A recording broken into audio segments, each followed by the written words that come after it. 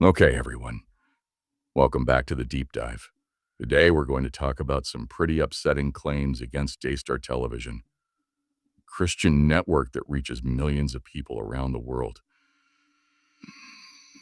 A piece called Daystar TV. Suzy Lamb's allegations of hidden assault is our main source for this in-depth look. As the title suggests, things get pretty heated. So we're going to try to break down these charges, figure out how complicated they are, and look at what they mean for Daystar and religious groups in general. Yeah. And I think what's most interesting about this case is that Daystar is a group with a huge impact that focuses on faith and family values, as you said. Now, they have to deal with these charges that go to the core of who they are. It's very different. Yes, it's pretty much a standard example of how bigger things fall harder. So, just to give everyone some history, Marcus and Joni Lamb started Daystar. It has grown into a huge name in Christian media, reaching millions of people all over the world. But Suzy Lamb's claims are casting doubt on this picture of a good, faith-based group. This situation is already complicated enough without Suzy Lamb's family ties.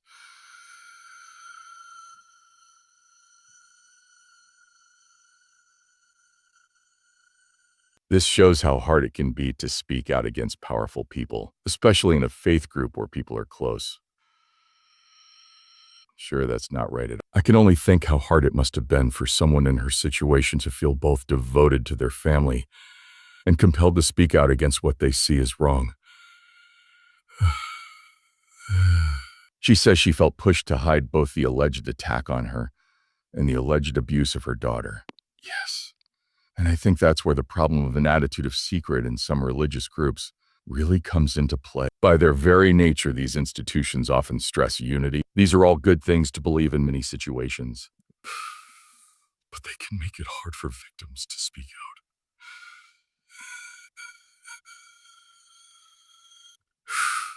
Invitation can become more important than fixing any problems and then makes any problems.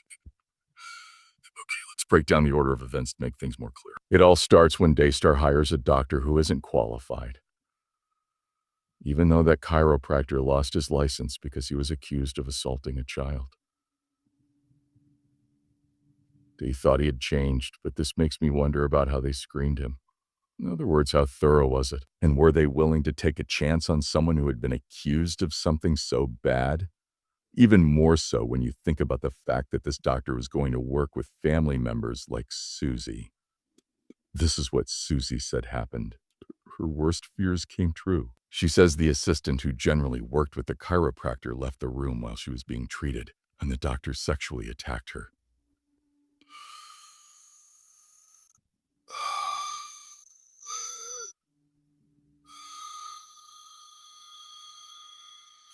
Now, this is one of the main differences between the two stories, and it really shows how hard it is to find the truth when there are so many different versions.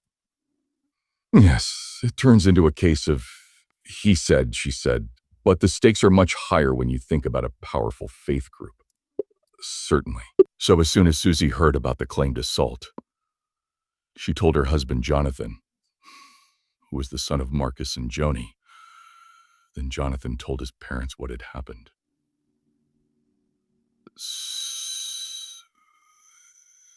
It seems like the focus was on keeping the situation under control and avoiding a public scandal rather than facing the alleged assault. This claimed reaction is important because it adds to the culture of secrecy we were talking about.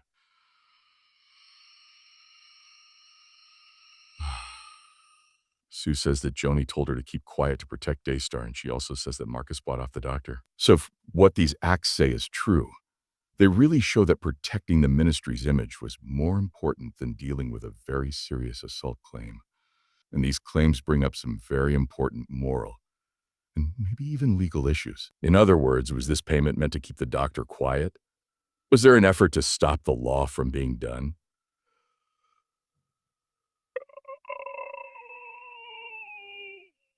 This claimed assault wasn't even the only time Suzy says she was abused by her family, she says. That's right. Suzy also says that a male family member abused her daughter. Again, what she said about Joni's answer is worrisome. Okay, that's fine. What is said to have Joni done? So Susie says that Joni told her not to tell the police about the abuse. Instead, she told Susie to just bring her daughter to her. Which makes me wonder if the focus was once again on handling things internally instead of bringing outside officials and making sure that a possible victim was safe and secure. It looks like a lot of bad things are happening, but we need to stress that Daystar has always rejected all of these claims. They say that Susie's claims are completely false and that they did what they did because they wanted to handle the problem in a good way. Both of these stories are very different from each other.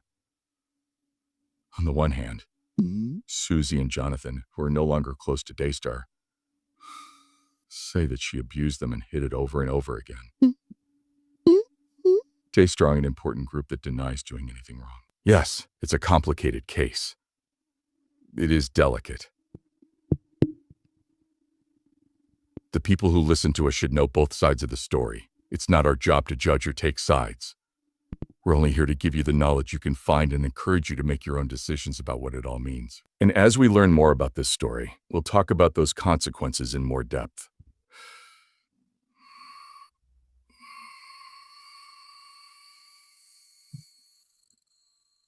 There's no doubt that Susie's choice to speak out and break the quiet was a tough one. The story goes into detail about how these events have changed her. Really, this is something we see a lot with people who have been abused. When people don't believe them or try to play down what they went through, it can make the stress worse. It's more than just the first game. After the event, the fight to be heard and believed came next. It can leave scars that last a long time. In this case, Susie says that her family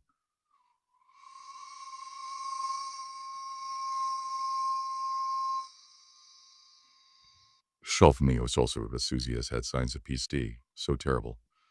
It really makes it harder to get better and heal. It was also said in the story that Susie has had signs of PTSD. Anyone who hasn't heard of post-traumatic stress disorder, PTSD, knows that it is a mental illness that can happen after someone goes through or sees a stressful event. Flashbacks, nightmares, worry, and trouble dealing with daily life are some of the signs. Okay. Because of this, it's clear that Susie's claimed attack and the pressure to keep quiet about it would have a big effect on her mental and emotional health. The stress is only getting worse. I agree that this really shows that these situations are about a lot more than just the first event. As the long-term effects spread like a wave, we need to be aware of them. Of course, I also believe this case raises some very important issues about how power works in faith groups. In situations where these accusations are made against people in power, it can be very hard for people to speak out.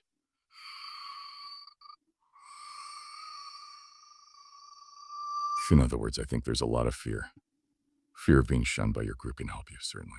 I believe that fear can be even stronger in very small religious groups where following orders and staying together is very important.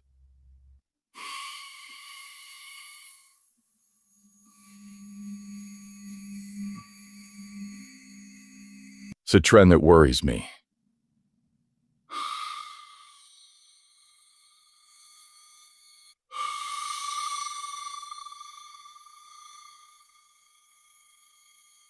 By this, I mean that it can let abuse happen, keep victims quiet, and hurt trust in the organization itself. Okay. This brings up the big question. How do we break this cycle? How can we get faith groups to have an attitude of accountability? How do you begin? It's a pretty complicated problem, but I believe that making things more open is a good first step. Yes, I agree with you 100%. Being open is important. These kinds of claims must be taken seriously when they come up. They need to be looked into, and the looks into them need to be detailed. Then there are the findings, which must be made public. Also, these probes should be done by separate groups, right? Their work should be done by individuals or groups outside the school. 100% of the time. Yes. It's very important to keep them separate so that the study is fair and not slanted. Also, people need to be helped, which is very important.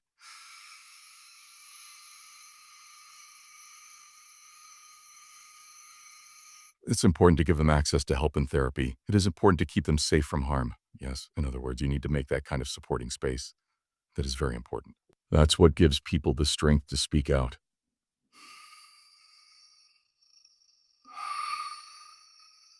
There's often a wall of silence that this helps break down. Another important part of this responsibility thing, in my opinion, is making sure that there are clear ways to report things. People should know how to report wrongdoing or abuse, and they should be sure that their reports will be taken carefully. There should also be consequences for people who are found to have done wrong. Doesn't matter what their job is or how important they are in the company. The law applies to everyone. No one is above the moral and ethical standards that these groups say they support. It's a big ask, but I believe those changes are important if we really want to stop these things from happening again. I think it's about changing the focus from just protecting the organization's image to protecting the health and safety of the people who work there. Yes, creating a society that values truth and justice is important, even if it means facing some very uncomfortable facts. At the end of the day, the long-term health and trustworthiness of any group, religious or not, rest on how committed it is to doing the right thing and keeping its members safe. I believe it's become clear that there are still a lot of questions that need to be answered after all the talk about this. Yes, of course. And sadly, it's hard to say for sure what happened without more details. We just have to deal with these different stories and the questions that are still out there. That doesn't mean this talk isn't important, though, does it? There needs to be more conversation like the one Suzy started when she came forward to share her story. Yes, it has made us face some hard facts about abuse and cover-ups. Even in groups that are meant to be moral and based on faith, it has also forced us to think deeply about the structures and processes that let these problems happen. We do know for sure that these claims have an effect on a lot more than just Daystar. There are a lot of people who can relate to this story because they've been through similar things in church settings or just in other places where power plays a role. And it's a sign of the bigger need for openness, responsibility, and a real dedication to keeping weak people safe. As we near the end of our in-depth look at this problem, I believe it is time to turn our attention to what it might mean for Daystar going forward. That's the big question, right? What effect will these claims have on them? What will happen to their image and their bond with the people who watch them? Does it mean something that will last? What, if any, steps will Daystar take to fix everything and earn trust again? It's hard to say what the long-term effects will be on Daystar, what the fallout will be.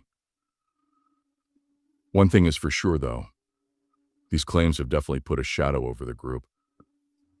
It will take a lot of work to win back their trust, especially those who are bored with everything going on. Yes, I believe it is clear that their image has been hurt at this point.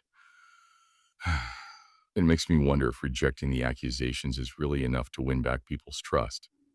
Is that enough, especially when they are famous? What we think can be very important. And it can be hard to get away from that kind of suspicion when there are real charges, even if they haven't been proven. It's like a mark that's tough to get rid of. In this case, what's really interesting is how things have changed since Marcus Lamb died in 2021.